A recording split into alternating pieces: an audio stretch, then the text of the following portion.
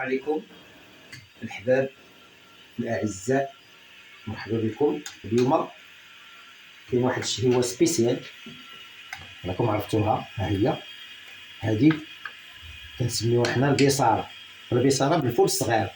درتها بالفول الصغير. قبل ما نوصلوا لهذه المرحلة ديال الطاجين درناها في الطاوة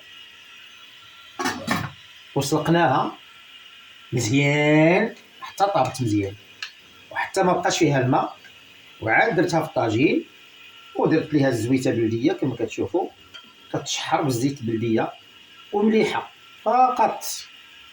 ملي كنزلوها سيدي ونبغيو ناكلوه ان شاء الله غادي نديرو شويه د الكمون نحطوه، كل واحد يدير الكمون على قد ديالو.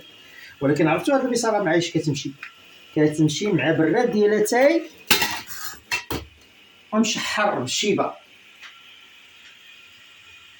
ماشي مع شي حاجه بارده، لا، مع براد ديال اتاي مشحر بالشيبه باش كتصنت ليا على البصاره فين كتمشي.